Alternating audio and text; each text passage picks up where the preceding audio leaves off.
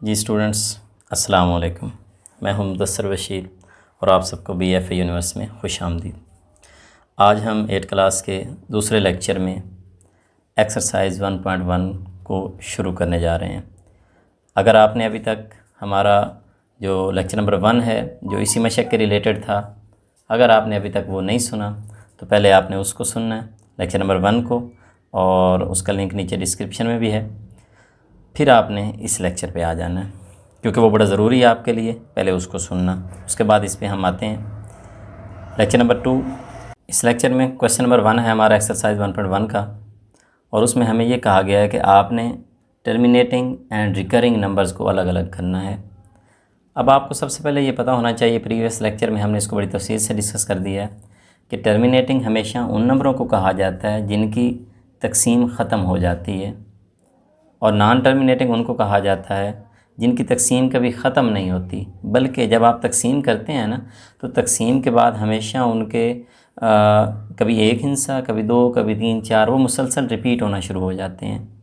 और फिर मैंने एक और पॉइंट यहाँ लिखा है कि टर्मिनेटिंग वो भी होते हैं जिनकी तयज़ी में 2 और 5 के अलावा कोई फैक्टर नहीं आता, यानी वो तमाम नंबर जिनकी अगर आप फैक्टराइजेशन करें और उस फैक्टराइजेशन में सिर्फ 2 आए या 5 आए, यानी 2 और 5 के अलावा और अगर कोई नंबर नहीं आता तो फिर हम कहते हैं कि वो टर्मिनेटिंग है। और 2 और 5 के अलावा अगर कोई एक भी आ गया तो हम कहते हैं वो नॉन टर्मिनेटिंग है। ये हमें ज़बानी कलामी चेक करने के लिए ये निशानी होती है हमारे पास। इसकी वजाहत अभी आपको एग्जांपल से होगी।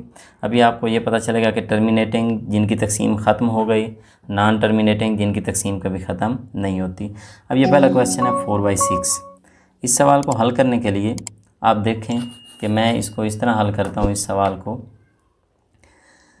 कि हमेशा जो ऊपर वाली रकम है वो अंदर रखी जाती है, नीचे वाली बाहर होती है। तो इसका टेबल पढ़ता हूँ। सबसे पहले तो ये 0 पे जाएगा, 600 होगा। अगर छोटी रकम हो तो आपने 0 तक टेबल पढ़ना है पहले। अब ये 4 बाकी बच गया, इशारिया लगा और 40 बन गया, एक सिफर यहाँ लग जाएगी। आपको पता है 6 36 हो जाएगा, बाकी 4 बच गए, फिर 40 बन गया, 6 36, फिर 4 बच गए, 40 बन गया, 6 36, फिर 4 बच गए, 40 बन गया और 6 36। यहाँ से एक बात बड़ी वाज़ेह हो रही है कि ये वाला नंबर कभी भी एंड नहीं हो रहा। उसकी वजह क्या है? क्योंकि इसमें रिपीटिशन आ रही है। ये एक नंबर है 6,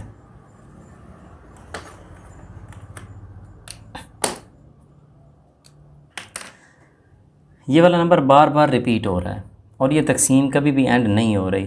तो जब ये तकसीम एंड नहीं ना हो रही तो इसका मतलब फिर ये तय हो गया कि ये वाला जो क्वेश्चन है, ये वाला क्वेश्चन हमारे पास नॉन टर्मिनेटिंग के साथ साथ रिकरिंग है। क्योंकि रिकरिंग हम उसको कह रहे हैं जिसमें एक या एक से ज़्यादा इनसे बार बार रिपीट होना शुरू हो जाएं। तो चूँकि इसका आंसर ये रिपीटिशन में आ रहा है, लिहाजा ये रिकरिंग है। नेक्स्ट क्वेश्चन नंबर 2 की जानिब बढ़ता हूँ। देखें, इसमें देखें ये 11/12 है मेरे पास। तो 11 को 12 पे तकसीम करना है। मैंने ये रख के इसको टेबल पढ़ता हूँ। सबसे पहले तो आपको पता है ये सिफर पे जाएगा, 1200, ये 11 वैसे ही आ गया जैसे था, अलबत्ता ऊपर इशारिया लगेगा और एक मुझे सिफर मिल जाएगी। अब 12 का पहाड़ा पढ़ते हैं। 12 आपको पता है कि 12 7 84, 12 8 96 और 12 9 108, तो 9 पे जाएगा, 108, बाकी बच जाएंगे मेरे पास 2, 20 हो जाएगा, 12 1 12, बाकी फिर 8 बच गए, 80 बन गया, और 12 6 72 होता है, 8 बन गए, 80, 12 6 72, 8 80, 12 6 72। ये बिल्कुल अब देख लें, ये बाकी 8 बच गया। तो अब ये तय हो गया है। इस सवाल में भी हम देख रहे हैं, हमें नज़र आ रहा है कि ये 2 डिजिट्स के बाद अब एक डिजिट है जो मुसलसल रिपीट होना शुरू हो गया। तो अब ये ख़त्म भी कभी नहीं होगा। लिहाजा ये वाला जो मेरा क्वेश्चन है, ये भी, इसको भी मैं कहूँगा कि ये भी एक दिस इम्प्लाई ये भी रिकरिंग है। हमें ये बताना है कि कौन सा रिकरिंग है और कौन सा टर्मिनेटिंग है।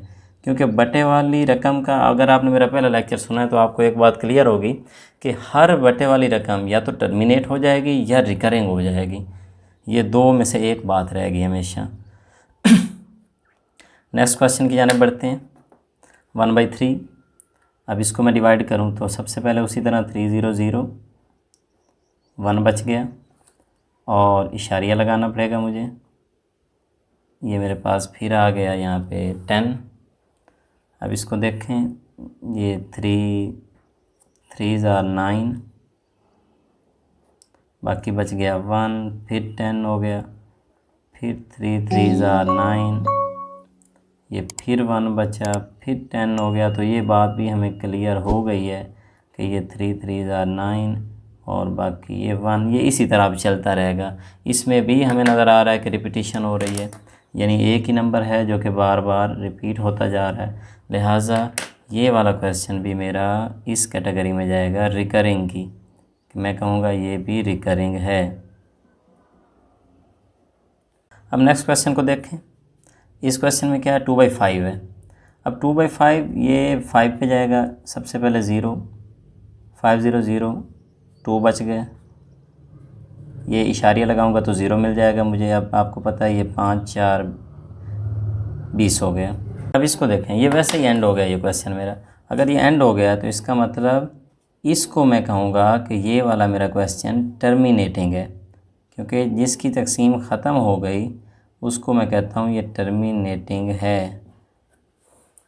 नेक्स्ट क्वेश्चन 8/11, 8 पे डिवाइड करूँगा, सबसे पहले 11 0 0 8 बच गया, इशारिया लगाया, 80 हो गया, 11 7 77, बाकी बच गए 3 0, 11 2 22, 8 बच गए, 0 लगा, फिर वही 11 7 77, 3 बच गए 0, फिर 11 2 22। तो इसका मतलब ये बात यहाँ भी तय हो रही है कि ये दो नंबर हैं जो मुझे अब नज़र आ गए हैं कि 72 एक नंबर है, जो कि 72 के बाद फिर 72 आया, उसके बाद फिर 72 आएगा, फिर 72 आएगा, इस तरह ये रिपीट होता चला जाएगा। तो इसका मतलब अब ये हुआ कि मेरा जो ये वाला सवाल है ये भी मेरा जा रहा है उस कैटेगरी में, रिकरिंग वाली कैटेगरी में, क्योंकि उसने मुझे यही कहा हुआ है कि आपने टर्मिनेटिंग और रिकरिंग अलग अलग करने हैं। तो हम ये तकसीम करके इनको अलग अलग करते जाएंगे, हमें फिर पता चलता जाएगा कि कौन सा रिकरिंग है और कौन सा टर्मिनेटिंग है। एक पॉइंट ये पहला मैं आपको बता रहा हूँ, जो दूसरा पॉइंट है ना ये मैं अगले सवालों में आपको बताता हूँ। ये चेक करेंगे हम कि क्या वाकई जो टर्मिनेट हो रहे थे वो 2 और 5 वाले थे और जो नहीं हो रहे थे वो इसके अलावा थे। ये पॉइंट अभी बाद में बात करते हैं, क्योंकि ये यूज़ ढेर सारे हैं, मैं चाह रहा हूँ ये ख़त्म हो जाएं। अगला क्वेश्चन देखते हैं। 5/12 है तो ये 12 0 0 होगा, फिर पहले की तरह, और उसमें बाकी 5 बच जाएगा, इशारिया लगेगा, 0 12 4 48 हो जाएगा। उसके बाद यहाँ बाकी 2 बच गए, 0 12 1s are 12, ये बाकी यहाँ पे 8 बचे, 80 बन गया, 12 6 72, 8 बच गया, 0 12 6 फिर 72, फिर 8 बच गया। इसका मतलब ये है कि ये अब ना फिर वो सेम पहले वाली बात हो गई है, 2 डिजिट्स के बाद ये एक डिजिट्स है जो रिपीट होना शुरू हो गया है। इसका मतलब है कि ये वाला क्वेश्चन भी मेरा एक्चुअली, इसको भी मैं कहूँगा कि ये भी रिकरिंग है। मैं यहाँ लिख देता हूँ दिस इम्प्लाई, ये भी एक रिकरिंग डेसिमल है। रिकरिंग क्यों है? क्योंकि ये अब एक ही डिजिट्स है जो मुसलसल रिपीट होना शुरू हो गया है। तो रिपीटिशन स्टार्ट से आ सकती है, 1 2 हिस्सों के बाद भी स्टार्ट हो सकती है। जैसा कि आपने यहाँ देखा कि ये 2 डिजिट्स के बाद यहाँ स्टार्ट हुई थी, यहाँ भी 2 डिजिट्स के बाद स्टार्ट हुई है, तो कहीं से भी स्टार्ट हो सकती है। यहाँ स्टार्ट में ही हो गई थी। तो अभी तक हमने जितने क्वेश्चन किए हैं इनमें से एक टर्मिनेटिंग आया है, बाकी तमाम के तमाम हमारे पास अभी तक रिकरिंग क्वेश्चन आए हैं। तो अब हम नेक्स्ट क्वेश्चन की जानिब बढ़ते हैं, फिर हम देखते हैं कि क्या सीन है जी। तो अब आपके आसानी के लिए मैंने अपनी आसानी के लिए भी ये क्वेश्चन पहले से हल कर दिए हैं, बस आपको दिखा देता हूँ। अब इसमें देखें नेक्स्ट क्वेश्चन है 5/7। अब मैं 5 को 7 पे डिवाइड करना चाहता हूँ। सबसे पहले 7 0 0 किया है मैंने, 5 बचा है, तो 0 50, 7 7 49 हो गया, 1 10, फिर 7 1 7, 3 7 4 28, 2 बचे, 7 2 14, 60 बना, 7 8 56 हो गया, फिर 7 5 35 हो गया। अच्छा 7 5 35 के बाद फिर 5 बचा, 50 हो गया। और ये देखें मैंने स्टार्ट भी 50 से किया था, इसका मतलब अब फिर 0 7 7, फिर 49, फिर 1 10, जैसे यहाँ 10 हुआ था, 7 1 7, फिर 3 7 4, यानी कि ये असल में 71 42 85 ये एक पूरा नंबर है जो मुसलसल रिपीट होगा। इसके बाद ये फिर 71 42 85 आएगा, फिर 71 42 85, और ये कभी ख़त्म नहीं होगा। अगर ये एंड नहीं हो रहा तो इसका मतलब ये भी एक रिकरिंग क्वेश्चन है। अब अगर मैं आपको एक बात बताऊं कि मैं कह रहा था, यहाँ पे देखें इसके नीचे वाला नंबर कौन सा है, 7 है। 7 की ज़रा यहाँ पे फैक्टराइजेशन करें। 7 का फैक्टर ओनली 7 ही है, 7 1 7 होता है।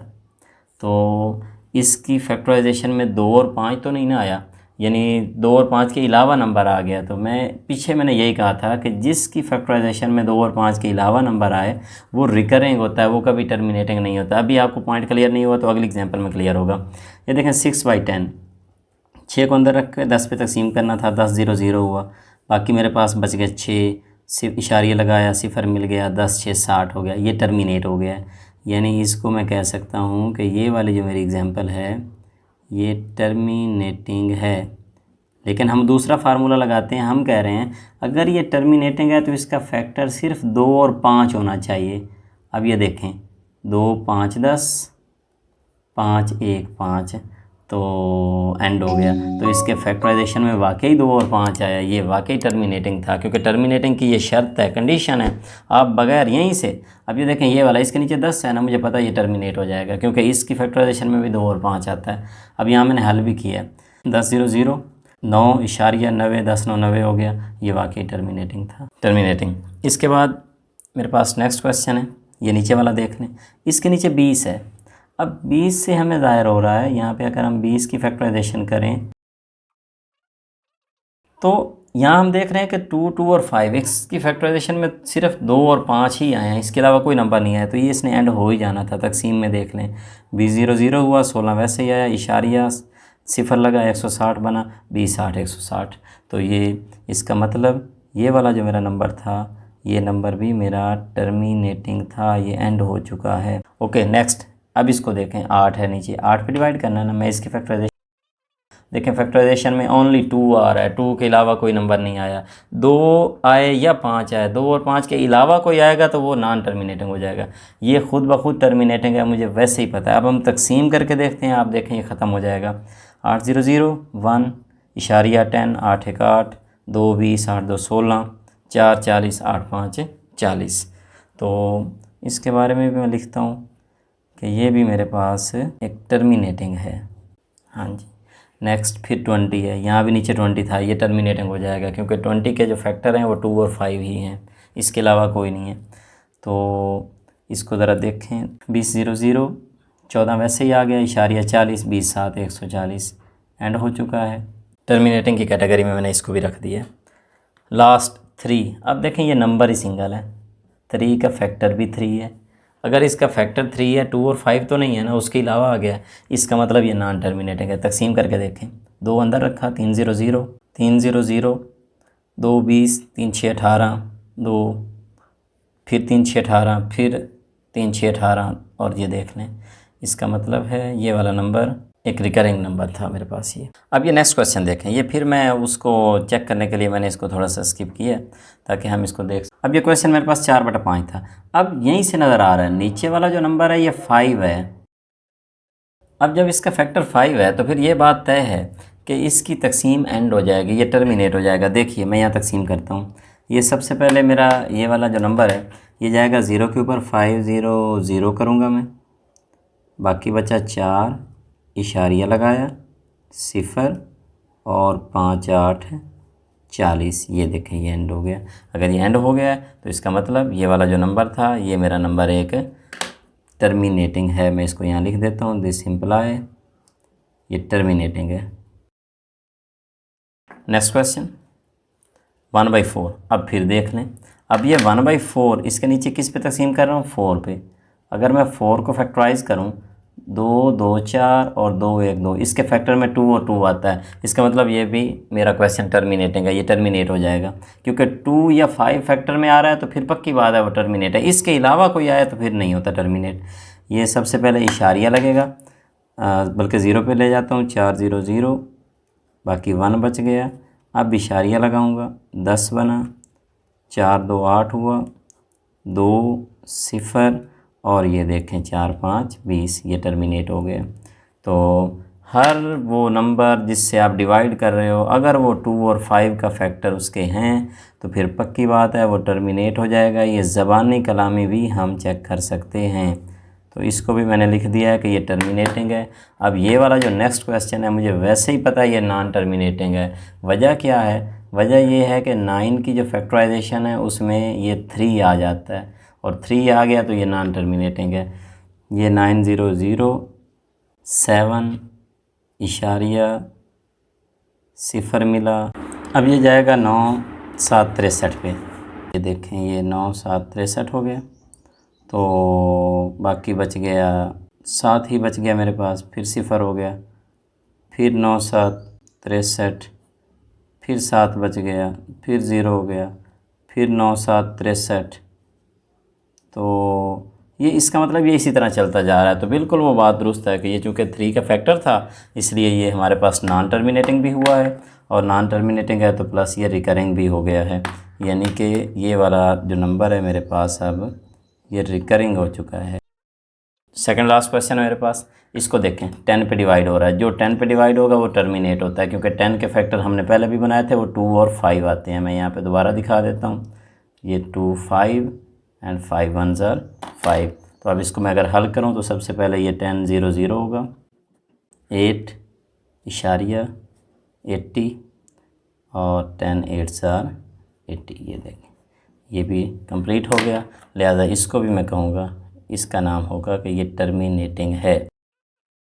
लास्ट क्वेश्चन 5 खुद है, यानी हम कह रहे हैं कि 5 अगर फैक्टर में आ गया तो वो ऑटोमेटिकली टर्मिनेट हो जाता है। ये टर्मिनेट हो जाएगा। इसको मैं तकसीम करके भी देखता हूँ। ये देखें 5 0 0 3, उसके बाद इशारिया लगा 0 30 और ये देखें 5 6 are 30। तो ये भी एंड हो गया। इसका मतलब ये वाला जो मेरे पास नंबर था ये मेरे पास था टर्मिनेट। पहला क्वेश्चन जिसके तकरीबन 18 पार्ट्स थे, ये हमने सारे चेक करके लिख कर इनको हमने देखा है कि इनको किस तरह हमने हल करना है और बाकायदा मैंने आपको सॉल्व करके और फिर हर एक आंसर निकाल के और फिर आपको बताया कि क्या ये टर्मिनेट है या नॉन टर्मिनेट है। और मैंने जो एक इम्पोर्टेंट आपको पॉइंट बताया वो यही था कि आप किसी भी नंबर को अगर आप हल किए बगैर चेक करना चाहते हैं तो आप वैसे भी चेक कर सकते हैं। सिर्फ आपने जिस रकम पे तकसीम करना है उस रकम को आपने देखना है कि क्या वो वाली रकम 2 और 5 की फैक्टर बन रही है या उसके अलावा किसी की फैक्टर है। अगर वो 2 का फैक्टर हो, 5 का हो या 2 और 5 दोनों का हो, यानी 2 और 5 हो, इसके अलावा अगर कोई और फैक्टर नहीं है तो फिर वो हमेशा टर्मिनेट हो जाया करेगा। 2 5 के अलावा कोई भी आए तो नॉन टर्मिनेट हो जाया करेगा। तो इंशाल्लाह यहाँ तक के लिए अल्लाह हाफिज़। नेक्स्ट टाइम मिलते हैं नेक्स्ट क्वेश्चन के साथ।